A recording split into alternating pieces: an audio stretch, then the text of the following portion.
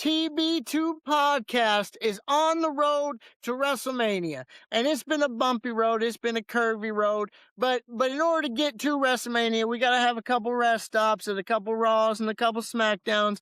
We're here to talk about Raw in Houston, Texas. You know, I am the Burrr. You can spell it out B-U-R-R.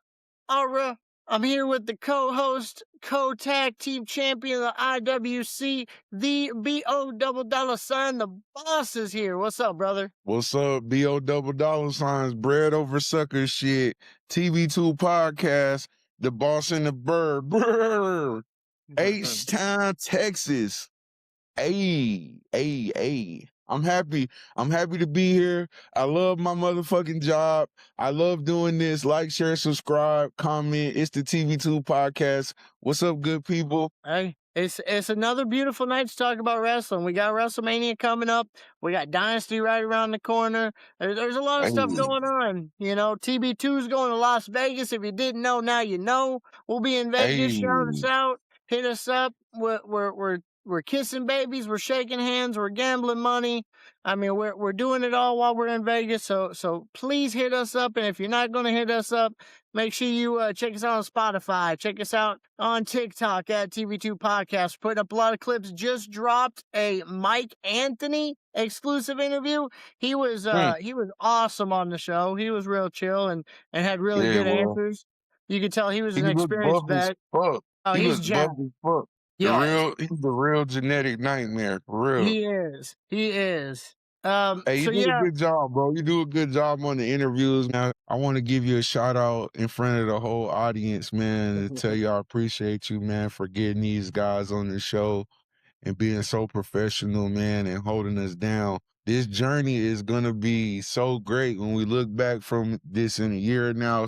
Everybody that's following, liking, subscribing, listening, man, Burrr does a lot of work, man. He puts in a lot of time for the interviews and stuff. And I just got to sit here, he look pretty, smoke a couple blunts, drink some coffee, like, hey, man, I love this shit. And I just want to tell you, bro, thank you for making me love this shit again, because I fell in love with wrestling. TV2 podcast, baby. Hey, we trying to get all the good interviews. We're trying to ask all the good questions. It tickles my little insides when I have a guest say, man, I've never been asked that. I've never thought about that. I've never talked to anybody about this. Like, that's what the TV2 podcast is looking for. You know, we're looking for them scoops, them nit and gritty things that nobody else asks. We're not doing the same things over and over again. We're going to get into some random things. We're going to get into some wrestling things, but it's always a good time. It's always a good interview. We've got plenty in the works. Trust me, your boy is always working. We got plenty in the works, so y'all stay tuned. Make sure you go ahead and like the page. Follow along. That way when somebody comes up and, you know, you do recognize their name, you'll get notified of it. Click the notification bell. But trust me, as more we go, we getting better. We getting higher and higher up the rankings, man. But we appreciate everybody that's helping us grow. Kid Romeo, Boom Boom Groom, motherfucking Sammy Stackhouse, and now the Genetic Nightmare. So I'm really thankful for you guys helping us grow, and we definitely gonna bring y'all along on our journey as we get higher. Y'all names will definitely get brought up in the rooms and in the conversations of the higher ups when we get there. But we here in Raw, H-Town, Texas, 713. Hey, bro, you know I used to live in Houston, bro. Yep, you sure did. Yeah, so you know they got a lot of love for wrestling out there in Houston, man. I would go ahead and safely say Houston, San Antonio, El Paso, Austin. Those are wrestling cities. Is that safe to say? And Dallas. 100%. Yep. So you know this crowd is gonna keep it real. This crowd is coming for action. This is a crowd that's gonna test the waters. Like Raw, WWE, they've been in a lot of big cities, a lot of major markets these past couple weeks, trying to get that WrestleMania build up going, and they've been putting on shows in front of some good wrestling crowds. St. Louis, Madison Square Garden, we had Boston, we had Phoenix, we've had some good wrestling cities, man. So let's get into it, bro.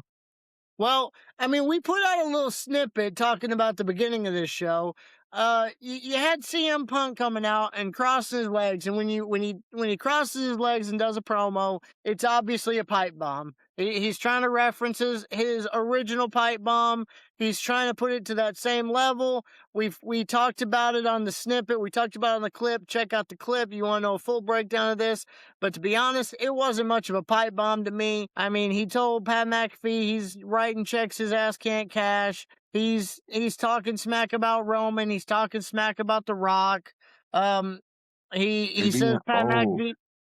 He claims he was so offended by getting old, and then calls himself old about 7 times in this promo. He told Pat McAfee he's getting a receipt. He's got a receipt coming for what he said about putting asses in seats. But yeah, this was the beginning of the show. It wasn't a pipe bomb to me though. I like how he started off the show. I mean, Raw, you know the format. They gotta have the soccer UFC walk-ins and then, get to some promo. Ain't gonna be no wrestling. Might have a brawl or something. So gotta have something. CM Punk gets out there, talks for about 13 minutes. This promo I kind of liked. Got me smiling, got me laughing. He definitely got some pops out of the boss. I ain't gonna lie, man. Now, at this era in 2026, I feel like everything is kind of censored and controlled. So yeah, man, the pipe bomb wasn't, it wasn't loaded up with nails and sharp shrapnel and shit. It was loaded up with what them kids be busting them with them little water ball, them Furbies, them Orbeez. It was filled with, the pipe bomb was filled with Orbeez, bro. And so it's a little lightweight, but there's definitely some conflict between TKO, maybe Triple H and the writing. The conflict is coming corporation versus creative. I don't know, but he did have a good point. Like, if you want asses in seats, lower the prices, make the prices a common man's thing. Like, this shit is crazy. Like, people are traveling to Las Vegas from all over the country, including my cousin Burr. Like, at least make shit reasonable. You still gonna have to buy a plane ticket. You still gotta buy a hotel. You still gotta eat. Everything costs money out here. So like, yeah, lower the fucking tickets. Y'all are crazy, man. Like, Vince Well, McMahon would never have this. So I was feeling a little bit of the pipe bomb, but something about CM Punk just don't seem, he don't have that fire no more. apparently there was rumor that, listen to the grapevines, there was rumor that this was already coming down the pipe anyway. The price change and the price lowering was coming down the pipe anyway. This was something that they had planned on doing in 2026, and so now they're just trying to pay it off in storyline. Well, they could pay it off in real life with real price cuts. Real, like Vegas already expensive, y'all. Come on, man. Y'all don't need to do it like that. Y'all don't gotta do it like this. So yeah, I was feeling him, man. Cody Rhodes, everybody been bucking. Cody been bucking, CM Punk bucking now. Pat McAfee bucking. Motherfuckers bucking back now. They trying to get shit riled up for WrestleMania, man. Don't fall for it, IWC. Don't fall for it. Yeah, no. It's yeah. Just yeah. Just yeah. I don't there's something, like you said, there's something going on between TKO and WWE with the creative backstage. I don't know what it's gonna lead to.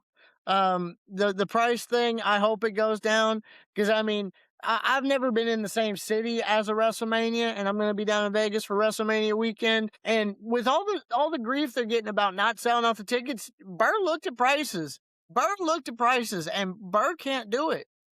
Burr Yeah. cannot do One it. thing, Burr will do a whole spreadsheet of everything too, man. So Burr done already calculated everything he knows. Like, that's something you definitely got to plan all year for WrestleMania now, or Royal Rumble. Like, you got to plan for these PLEs in these cities now, because they're 2 nights. They're in major cities.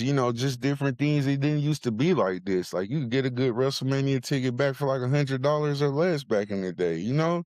Yeah. So it's crazy, man. And I don't know, man. I don't wanna go too long on this particular topic, but like I said, I was feeling him on a lot of the things.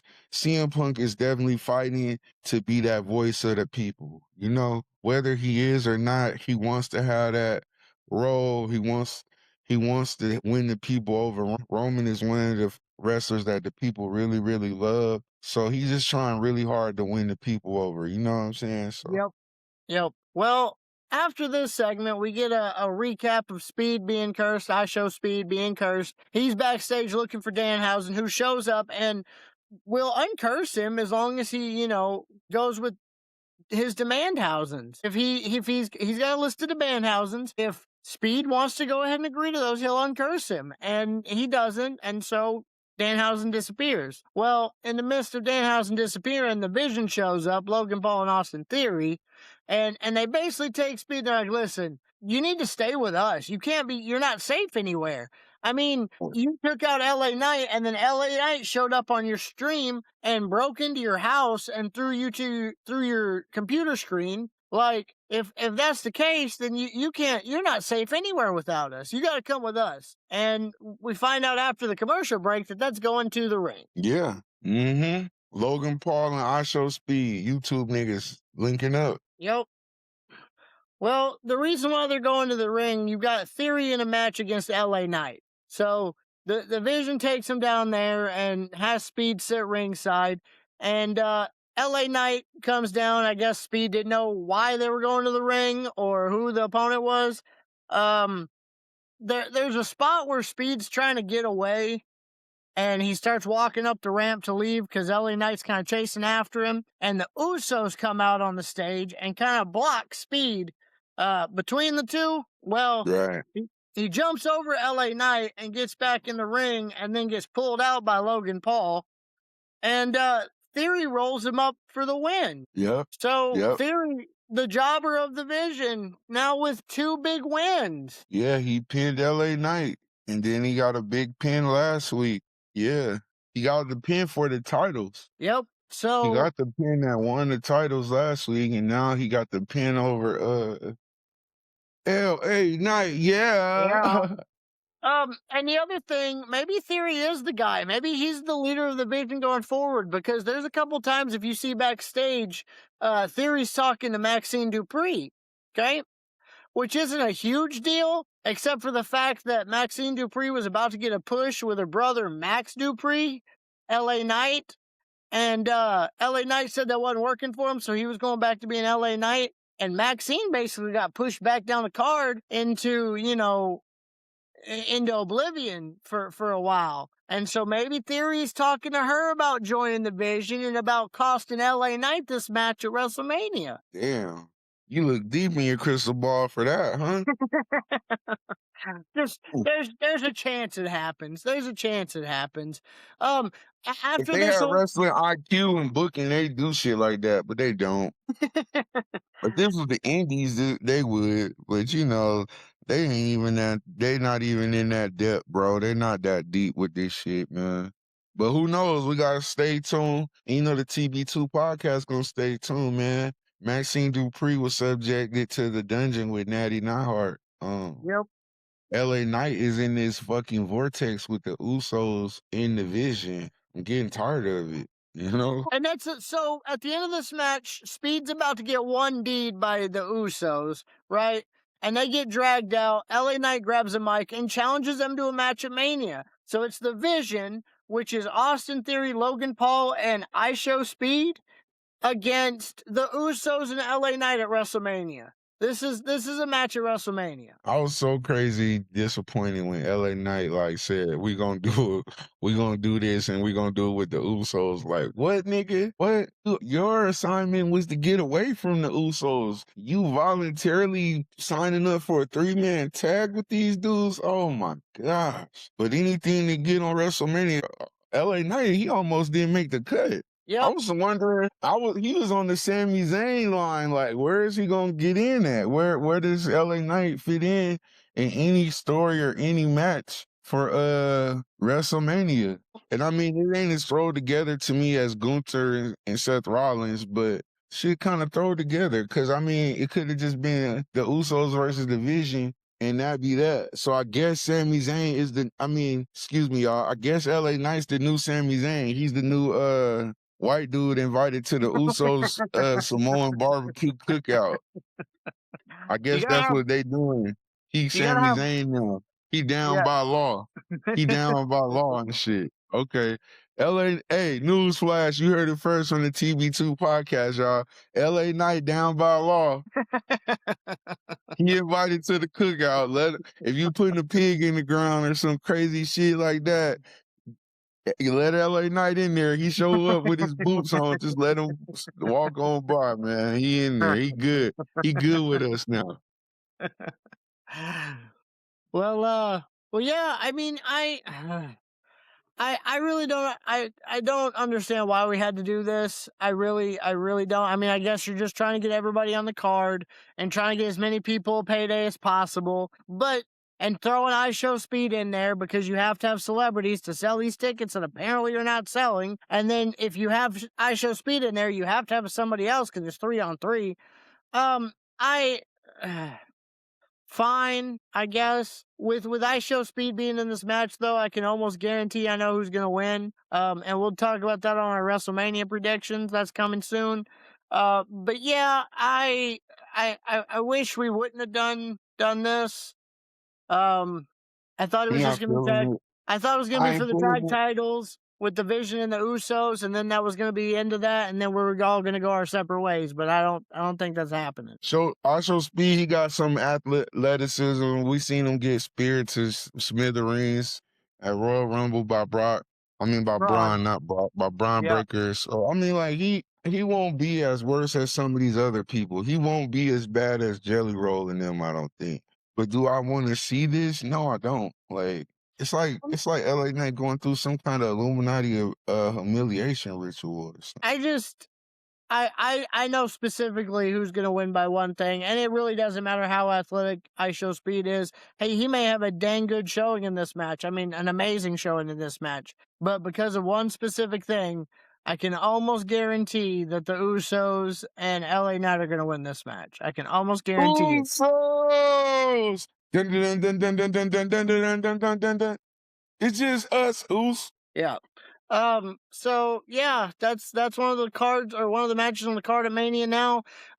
They announced later on Raw that on Tuesday, the day after Raw, the ESPN was releasing the final cards for WrestleMania on ESPN. For what reason? I'm not quite sure, because maybe it's just because they're not selling tickets. And you have to give ESPN the little bone because they're having the first hour free on ESPN and ESPN2, depending on the night. So, okay, but we're doing a prediction on WrestleMania very soon because the card's been released. So I doubt that they're going to add any more matches. They may add one more, but and we'll talk about that when the time comes. Yes, sir. All right. So here's another thing that I can clearly tell that WWE is struggling to sell tickets at Mania. They are struggling. You have a match that's supposed to be Finn against JD, which I was excited for this match. I'm like, this probably be a pretty good match. Well, Finn gets jumped after he does his full his theme where he's back pure babyface now. He's doing his just with the crowd. He got the Lara Valkyria song back. He back wearing the fucking purple. Yep. So he's full babyface now, but he gets jumped before the match even starts by Dom and by JD. Finn gets the upper hand for a little bit. It seems like he's doing all right, but it's Judgment Day numbers game. So eventually Dom and JD get the best of him. Dom hits him in the back of the head or with the AAA title, and they proceed to beat him with a chair. So, yeah, Dirty Dom being Dirty Dom. Not surprised by it. But I was disappointed I didn't get to see this match.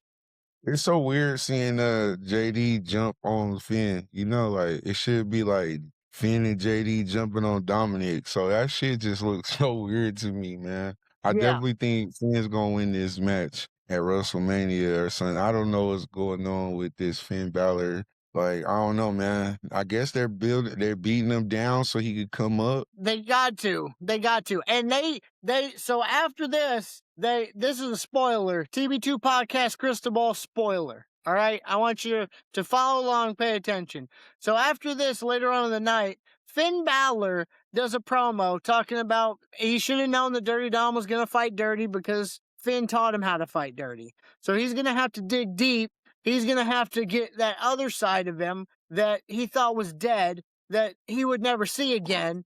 And as he finishes talking, the heartbeat of the Demon Finn Balor theme song is playing in the background. So you can guarantee we're getting the return of Demon Finn Balor. This is how I know that they're not selling tickets, because you could get a much bigger pop if he just comes out as the demon versus trying to sell him as the demon, because of how big of a moment it's going to be. Yeah.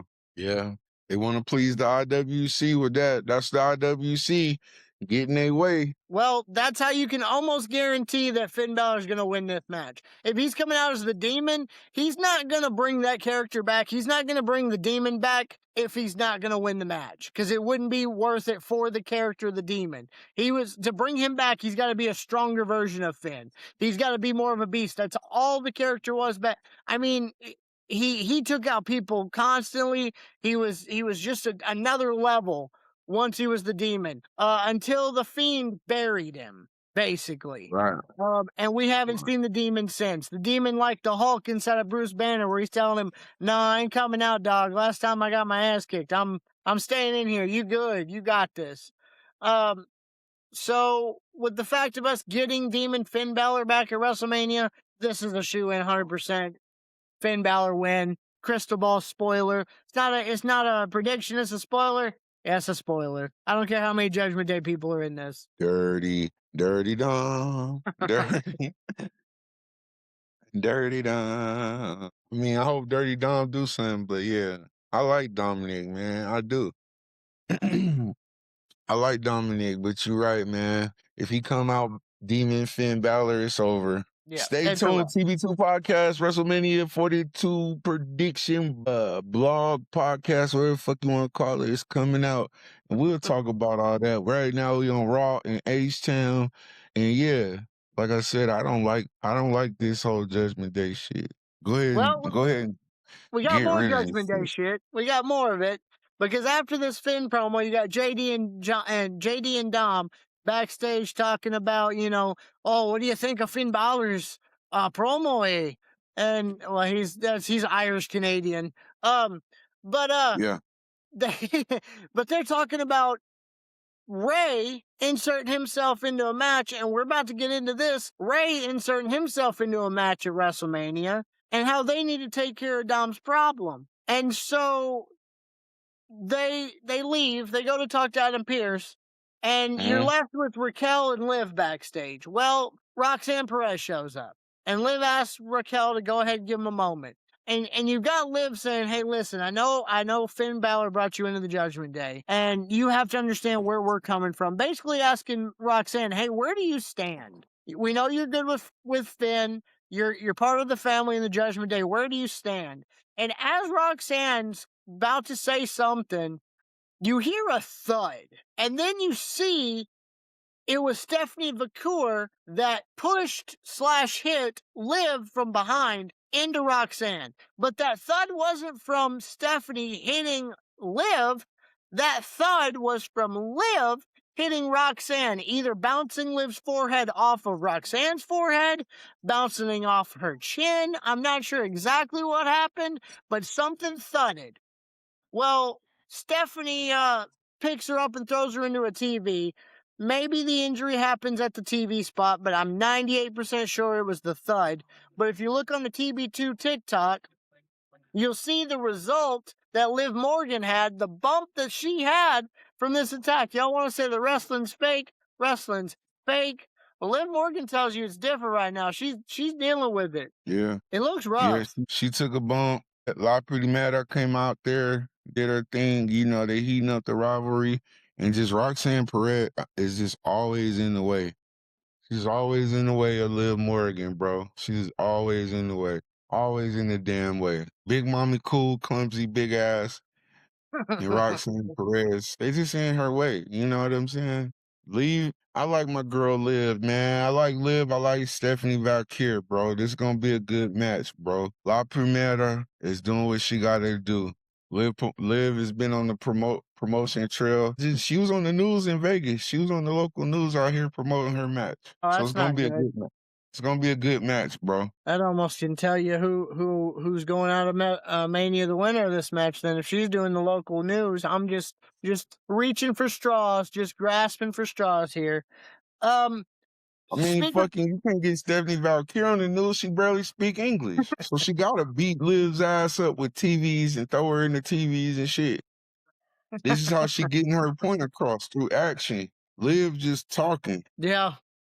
But I think Liv is a worthy contender of this title. So go ahead and talk your talk, Liv. From one female match at WrestleMania, talking the talk, to another female match at WrestleMania with talking the talk.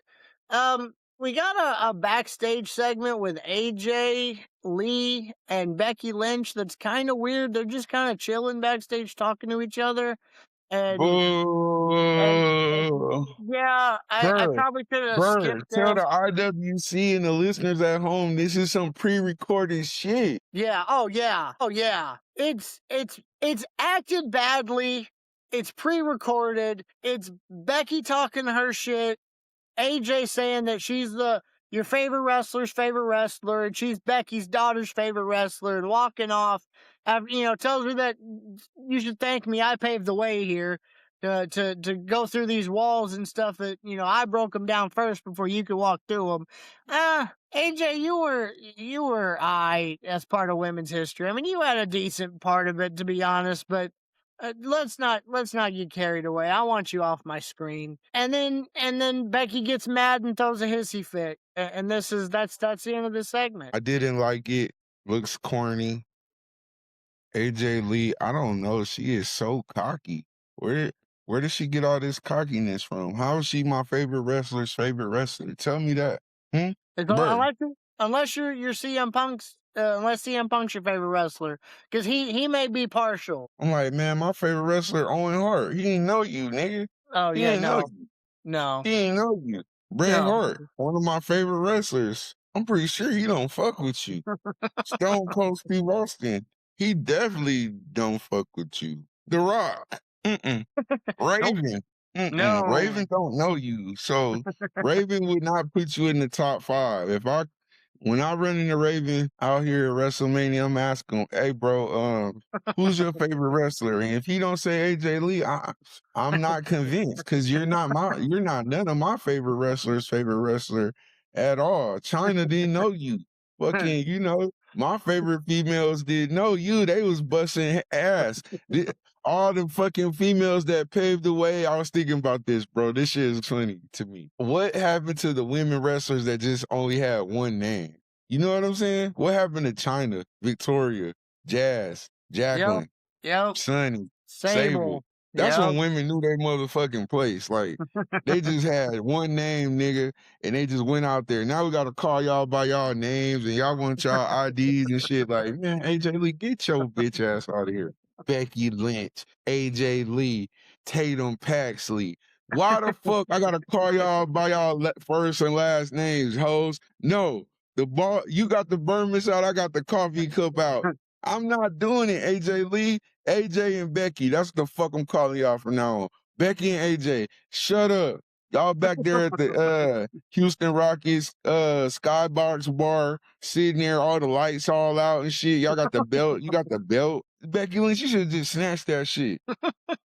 AJ Lee wasn't gonna do nothing. Like, earlier in the show, while CM Punk was doing the promo, I seen the sign little girl had said AJ Lee #1 fan, right? And then I looked at her and there was a little girl, and I'm like, your daddy wrote that sign so you could be on TV.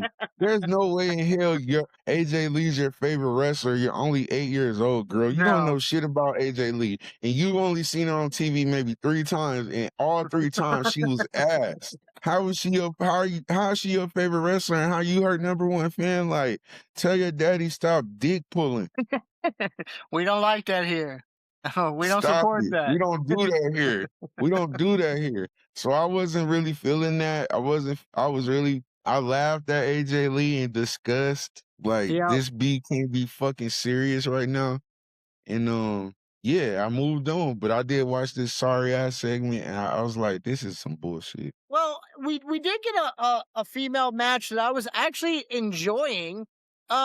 we had a singles match between Lash Legend and Bailey, which is really refreshing considering all the BS tag matches that we've had over the last 6 weeks that have ended in DQ, you know? And so I was happy about seeing Bailey and Lash Legend, going in this. And as I'm writing notes, because I take notes for every show, make sure we can stay on track. And as I'm writing notes, I said it's refreshing to have a match with no shenanigans, right? I said it out loud. I didn't look in the crystal ball. I just said it out loud. And in doing so, it cued Charlotte Flair and Alexa Bliss to walk out at the exact moment I ended the sentence of no shenanigans. Because they come out and they get dove on, and Yeah, they ensue shenanigans. yes, and even Michael Cole, Bailey jumps out there on top of him and gets back in, and Michael Cole goes, "Oh, Bailey taking part in the shenanigans out there," and I'm like, "Bro, I just wrote that. Like, I just wrote that. I knew this was coming. I've spoken into existence." Crystal ball, speak good things about the podcast into existence. Make sure you write that down too, man. Make sure you always write down good things are gonna come out of the TB2 podcast because you spot on, bro. Yeah. You spot on. I gotta take you to the casino and give you like $10. See if you could turn it to 10,000 because you're just spot on with shit, Boy, man. it'd be Damn. nice. Let's see if the Straight crystal ball can tell me red or shenanigans black. tonight. Straight shenanigans, bro. Fucking, this is what we get from SmackDown and Raw. They take the tag teams and they'll split them up and do one-on-ones, singles. Yep, You know, alternating. same old shit. Same old shit. See what's going on. Test everybody out on a one-on-one tip. But most of the time, they'll let the match end. We get the shenanigans. I think these shenanigans are happening because they're not sure who they want to win this title. But it only makes sense in my eyes, behind my shades, that the irresistible forces keep the belts. Shout out to Lash Legend and Nia Jax. I've seen it in the crystal ball. I've already kind of put it out there, so I'm not gonna say it again, but I will say it on the WrestleMania card. But crystal ball pretty much knows how this match is gonna roll out. It's gonna be either one of two ways, but at the end of the day, it's the same result no matter which way you go. So yeah, it. By the way, the match ends in a really awkward way. So Bailey's up in the corner. Lash gets her up in like a super suplex or an avalanche suplex up in the corner. And as she does, I think the spot is Lyra's supposed to grab her leg, and then Bailey shifts her weight to land on Lash Legend, right? Well, as soon as she jumps up to the rope, Lyra jumps up to the rope to hold her leg. That's when they go. So I think she was a little late and missed the leg grab, and then proceeded to grab her Lash Legend's leg to hold it down for the pinfall. Yeah, Kind of dirty. yeah, it was a dirty pin. So it was kind of a weird spot between them on that. But other than that, I was excited to see a refreshing match for the first time before we see it the next 6 times. So I mean, shit, to keep it real, that was like one of the only matches we had so far. yeah. Between a fucking soap opera, between a TV getting broke by Liv, between CM Punk doing a fake pipe bomb filled with Orbeez, between the shenanigans we got with the Vision and I Show Speed, like this the first match, and then it's diluted. Well, this the second match, and it's diluted with shenanigans. So all 3 matches thus far has had some kind of interference and bullshit. Yep.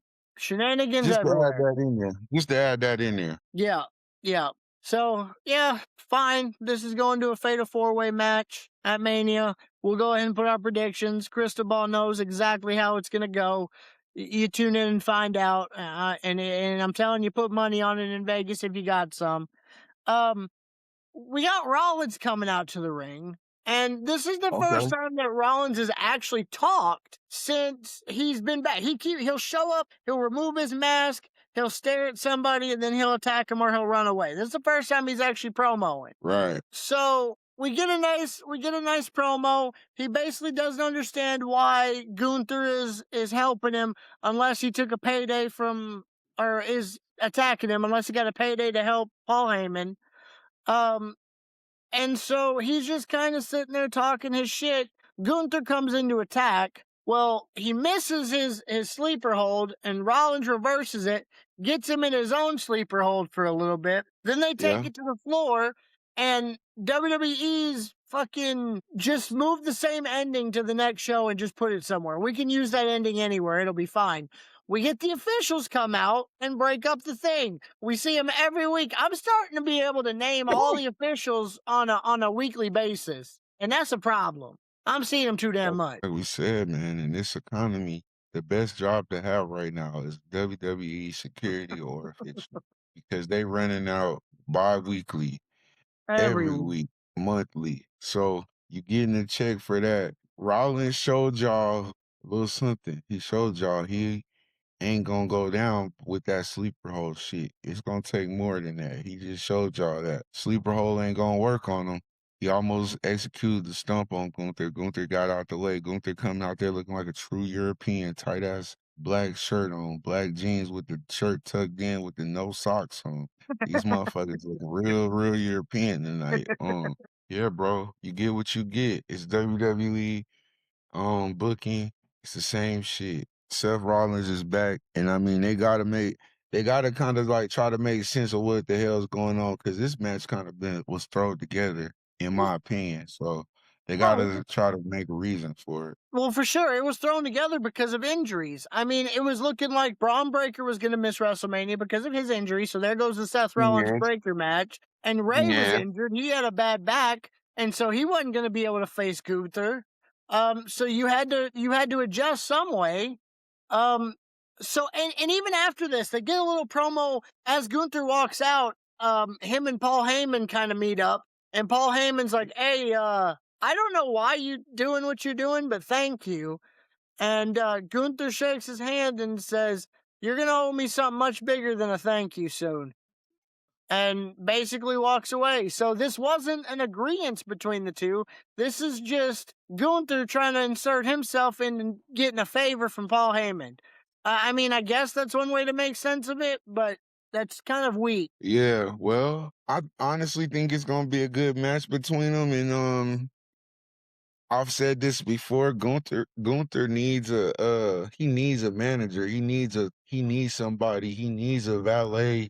He just needs some extra personality with him. So if he get with Paul Heyman, then that'd be good for him. So we'll see what's going on, man. I wasn't mad at this segment, bro. I'm just thinking like, yeah, Gunther, you need to team up with him and be Paul Heyman, one of Paul Heyman's new powerhouses.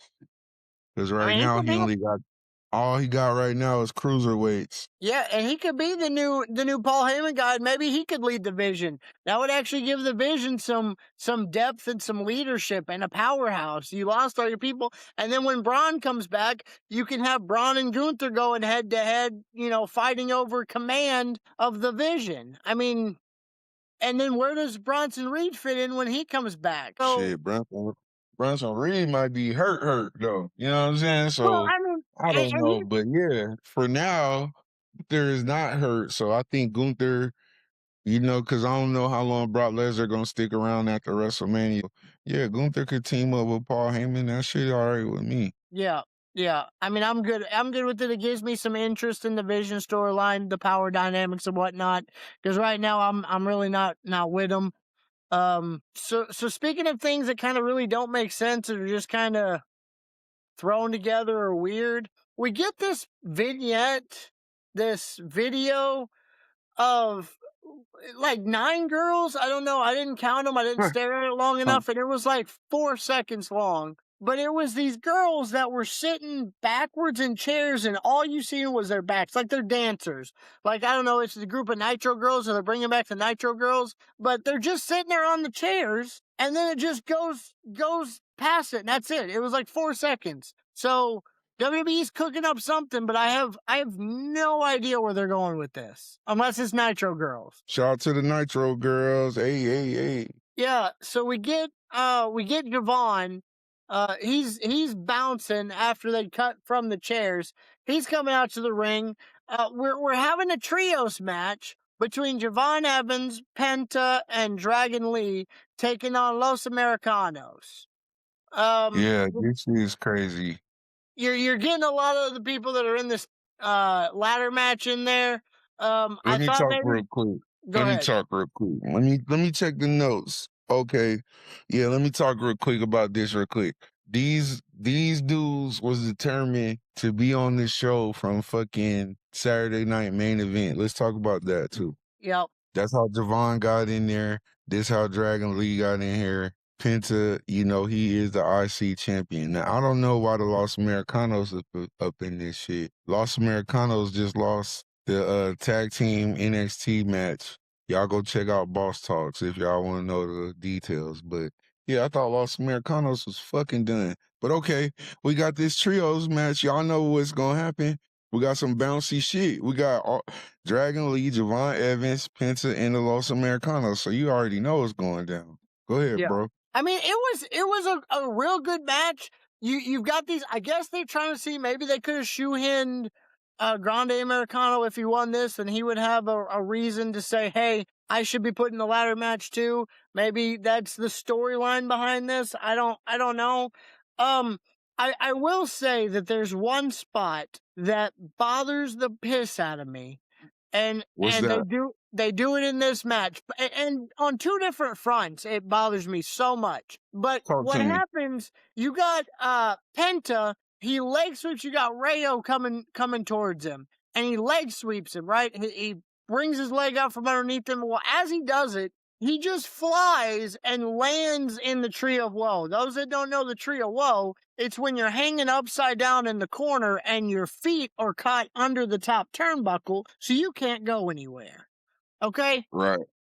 The way that he got up there from his feet being pulled out from underneath him defies physics completely. If you did it, it doesn't make any sense. I've done the math. I've run the projections. He had to have jumped up there himself, because which draws the illusion out of it for me, because it just doesn't make sense. The other thing that doesn't make sense is as he's in the Tree of Woe, we got I forgot who it was. Somebody climbs up to the top. Dragon Lee climbs up to the top and hits a double stomp on him as he's laying there and holding the ropes and holding himself there. This Tree of Woe spot, when somebody is laying on their back and holding the ropes up to hold themselves in position, it doesn't make sense in ring psychology to me. Why, if you know the person's about to jump on you, why wouldn't you just let go of the ropes, fall all the way back down, and they would miss you? Like, logically, it makes no sense. It didn't make sense when Del Rio did it. Every time I see it, I hate this spot. I hate somebody holding on and getting ready to take the hit, when obviously, if you were thinking at all, you would just let the fuck go. So the math doesn't add up, the science doesn't add up, the ring psychology don't add up. I hate the spot. I'm a lover of wrestling, but I hated this spot. Javon hits a massive OG cutter for the win. But yeah, I couldn't get over this. Yeah, hell of an OG cutter from your boy. Yeah, he got high. He got way up there. Yeah, he did. Is Javon from Houston? To be honest, I'm not sure. I'm not sure where he's from. I'm not sure, but I think he might be, and I think that was a good homecoming match for him. Yay! We got this is why I don't like the match. I like the action, but I didn't like the match because they're supposed to be in the ladder match, you know? Well, and I'm like, Los Americanos, they like, ain't that Grande Americano got hurt at Money in the Bank? Like, you don't need to be on any ladders, bro. So, well, I'm glad you brought up the ladder match, because after this match, while the baby faces, while Penta and, you know, Javon and Dragon Lee are kind of celebrating their win, we get an entrance from Dom's father, Mr. Rey Mysterio. You know, and he's been dealing with this back issue. That's why he can't, you know, wrestle against Gunther at Mania. Well, he comes out here and says, "Hey, I talked to Adam Pearce, and I think the best thing for me, there's no ladder match that can happen at Mania without Rey Mysterio. So I'm in the match too, guys." And I'm like, bro, why? He said he want to make history, Burrr. Your ass was faking, dog. You were the sick kid going to the school nurse on this one because they said we're gonna have Ray against Gunther, and he said, "Nah, Vato, my back it's bad, man. It's bad. No, you'll be fine. You're healing. No, it's bad. It's bad. Okay, well we gotta shift gears. It's official. Gunther versus Seth Rollins. No, it's not so bad. It's all right. Right, right. I And thought the same shit. I was like, oh, so you ain't hurt you hurt to fight Gunther, but you ain't hurt to get up on that ladder and throw your back out? Like, you crazy, Ray. This is definitely going to be the last time we ever see Rey Mysterio in the ring, bro. He is done after this. He's crazy, bro. What the Yo, it doesn't make any sense, but the pop for this shit was crazy. oh People yeah. really want to see this old man get up on the ring and do this. Like, oh my God. I was happy when he backed out of the Gunther match. I'm like, yeah, that makes sense. Because Rey Mysterio versus Gunther, I don't want to really see that. I don't want to see Gunther smash Ray. I don't want to see that. You know what I'm saying? And Yeah. now I gotta see him because he's been on the damn AAA. He been too busy at AAA, carne asada, kicking back and shit. Like, I was really surprised that he even wanted to insert himself in this. Like, it's gonna be a physical match. It's gonna be crazy. This definitely his last match. This definitely his last. I think he has one left after this. I think he retires against Dom. And I think that's the reason why he played sick on this and didn't want to face Gunther, because he knows he's on the way down, and Gunther is physical, but also Gunther the career killer right now, between Goldberg, between AJ Styles, John Cena. Ray's just next on deck, and I think they're gonna try to feed him to Gunther, but I'd rather see it between him and Dom. Saturday night main event type of shit for sure. We'll definitely see something in those regards on Saturday night main event for sure. Well, they show a recap of the whole I show speed angle going on, and this I normally wouldn't put this in the show, but it made me giggle because when they showed Speed sliding back into the ring, Corey Graves makes the comment he's lucky he didn't tear both of his quads getting in the ring like that, which is a clear reference to your boy Vince when he came in during that Royal Rumble with Batista and John Cena, and they fell out here at the exact same time. Vince rushed out there and he slid in the ring and tore both of his quads, and then awkwardly sat in the corner while telling them that they're going to have to restart and finish this match. So, made me laugh. Nice reference. I don't know if that's a hint saying that Vince is coming back to the company or if that's a shot at Vince. But it made me laugh nonetheless. Encyclopedia, Burrr. You the encyclopedia. we get a tag match, and here again, the brand split doesn't matter. It doesn't, because we get Io and Rhea. Right? They're back as a tag team again because Rhea's decided to come back from SmackDown after she's been illegally over there.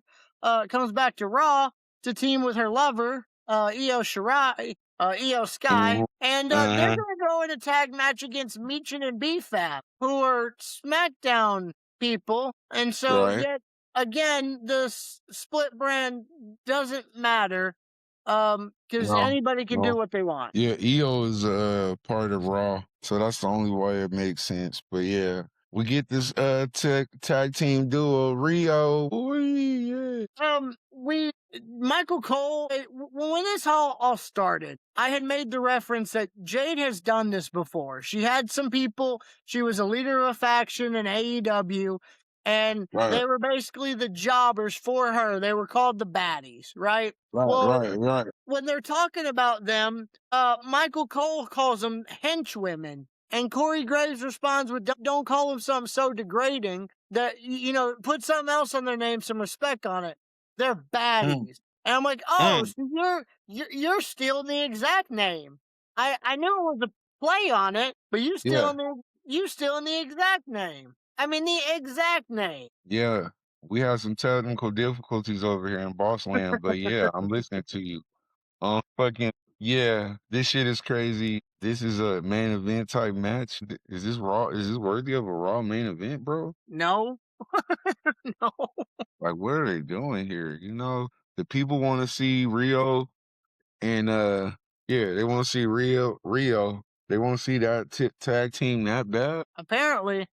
And so before this match actually starts, we get Asuka on the screen talking about how Io and her used to be family and now they're not family, and she's gonna teach her one more final lesson, right?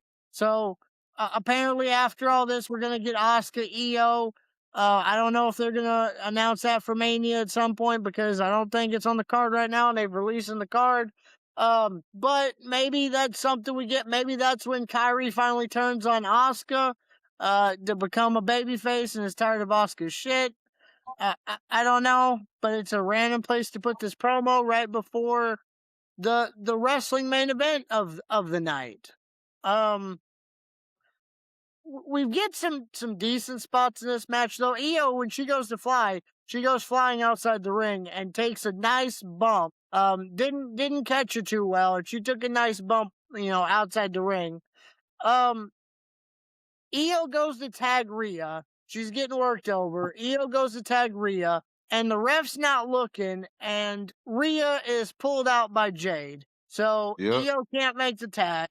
Io rolls her up for the win, and the heels, the baddies, they attack Io, bring out a kendo stick, get ready to attack Io after the match. Well, Rhea comes in and starts to get ahead, and gets taken out by Jade. So she's in the corner getting held by the baddies while Jade proceeds to beat Io with the kendo stick. And Io takes a shot to the breasts on the third one, directly on the tits. I think that one out of all of them hurt the most, just by knowing the area. And then, the heels leave, Rhea checks on her lover, and this is how the segment ends. We seen this on SmackDown. Yep. So a fucking another nothing burger. Yep. A bunch of lettuce, tomatoes, and all type of ketchup and pickles, but no meat. You know what I'm saying? Burger. We get a fake pipe bomb, which I mean got the streets going crazy right now. And I mean, that's really it. We get a little bit of dessert here. We get some what's beef sirloin steak, honestly. Right. But we only get an appetizer. We get a sliver of it. We get a cube, and you can take this and know what's coming. You ending Monday Night Raw with a contract signing. And ladies and gentlemen, if you are still here, we're at the main event. And by main event, I mean the last segment of the night of the TB2 podcast, Raw Recap. If you're still here, give us a like, give us a subscribe, hit the little bell for notifications. We've got all kinds of interviews coming through. We got all kinds of prediction shows coming through. We've got a lot in the works. TB2's going to Vegas. We're on TikTok. We're on Spotify. Hit us up if you're in Vegas, WrestleMania weekend. But we're in the main event, boss. Yes, sir. Yes, sir. We finally get something that people want to see that we came here for. It's a contract signing. Boo. Why y'all didn't have a contract signing at the beginning? But okay, we're going to end this shit off in a contract signing. Yep. It's a contract signing between Brock Lesnar and Obafemi. The ruler. The ruler. You talked about it last week, Mr. Paul Levesque, inserting himself in shit that he really doesn't need to. Well, he's the first one to come out and make sure that this thing, goes kosher. Make sure these wrestlers come out and they sign their contract because they're still scared of Triple H at the end of the day. He's still the cerebral assassin, so they're not going to do anything. Right. He spit some water on you with the quickness. Yeah, of course. So they're gonna mind their P's and Q's, and they're gonna sign this contract and go about their business. Because Adam Pearce can't stop this shit. No, Adam Pearce can, but Triple H can. Triple H did it last week. He will make sure that it happens tonight. Well, Paul Heyman brings out Brock, and then Oba comes out right after that, and Oba kind of does the Brock Lesnar hop thing when he comes down there, kind of mocking Brock, and we get a nice little smirk from Brock Lesnar, and they proceed to go at it until they're throwing furniture at one another, and the show just goes off the air. So yeah, your main event was about 4 minutes. It stopped right in the middle of all the chaos. And it's leaving to the great match that I think we're going to see that could main event it at WrestleMania. It's not going to, but it could. Spoiler, it's not going to, but it could. So I'm excited for this. I'm good with this. Paulo Vesque couldn't stop shit. There was no reason for him to be out here. That's Monday Night Raw. Roll credits, boss. What you got? Streets are talking. And they're saying over Brock main event night 1. This is what the streets are saying. I didn't say this. I'm just reporting what the streets are saying. So don't come get that boss, all right? But this feud is hot. This is the one from Raw. This is the one from Raw. You know what I'm saying? Um SmackDown is a toss up on what it is. But right now, I think the hottest feud is in Raw for WrestleMania, and that's Over versus Brock. I like it. I love it. I want some more of it. Good song. Good I mean, it's song. the same shit. They doing ain't nothing new that they're doing. And yeah, ain't nothing. They ain't doing nothing too captivating. They're not having no matches. They're not doing nothing else to build this up except brawls and confrontations. But you know, you just want to see them go ahead and get at it. So, yeah, And I think the match might be a little slow. I think it might be a little slow, but everybody said that's how it was going to be against John Cena, and he went out there and squashed that dude. So, I don't know what we're going to see. Everybody wants to see this match. I don't like that it ends with a contract signing, but if it's Brock and over, I'm cool with it. But EO Sky and them in the match, in the ring wrestling action for the night, that was trash. So yeah, yeah. I don't want to But say trash, but you know I didn't like it. well, Y'all just on SmackDown, which y'all don't believe that y'all heat hot enough for where y'all at. Y'all gotta bring this shit to Monday Night Raw. Like we ain't got nothing enough cooking that Raw for like, okay. yep. Yep. 3/4 of this match were SmackDown superstars on a Raw main event. Let that sink in for you. The split, draft, the splitting of the roster, it don't mean shit these days. Notice, boss, notice we've been talking about it for weeks. One of your most anticipated matches at WrestleMania right now is Brock Lesnar Obafemi. The reason why it's most anticipated is because they're saving the meat for WrestleMania. They're not giving you the same thing week in and week in and week in and doing the same BS and wasting it instead of letting it simmer until WrestleMania. You've got the biggest show of the season and you've got all these storylines that were just kind of cooked and thrown out, and some of it's raw and some of it's macaroni and cheese with salsa in there because you got nothing else to throw in there. But the one match that you really can't wait to see is the one that they haven't done much, but maybe 3 hits in the ring and that's it. They're not talking this shit.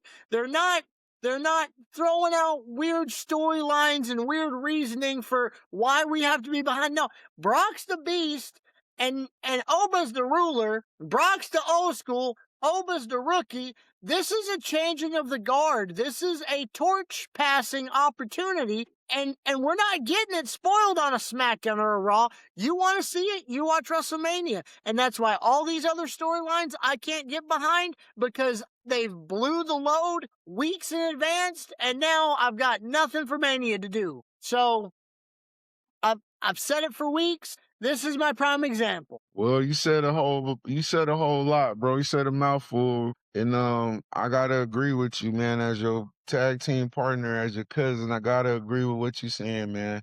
I really do. Raw and Netflix, y'all trying, keep trying to keep it dramatics and shit, you know. So yeah, all the other storylines could be so much more.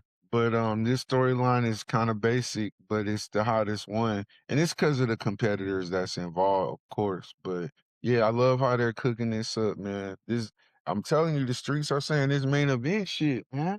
This WrestleMania main event shit they saying, bro. No. Crystal Ball This is what says they no. saying. That's how far we have come, bro. That's how far we have come. An open challenge match from Brock Lesnar, who's a part timer. That's how far this shit has come. Yeah. Yeah. Falling, how far we fallen, or how far we done came and got lost in the wilderness. But yeah, that's how far out in the weeds we are. Brock Lesnar and Obafemi is the hottest shit smoking right now. We have Yep. just before they came out, we had Rhea and Jade, which is the women's championship match, you know, and yeah. So, you know, yeah. Yeah, this is Monday Night Raw in Houston, Texas, H-Town. We got Dynasty prediction coming up. We got Mania prediction coming up. We got interviews coming up. Y'all stick around. Stay tuned. Notifications. Like. Check us out on TikTok, Spotify. Y'all have a good night. We're going to Vegas, boss. We'll hopefully see you there. 702. WrestleMania week, tap in. Wrestlers, content creators, we're coming to Vegas.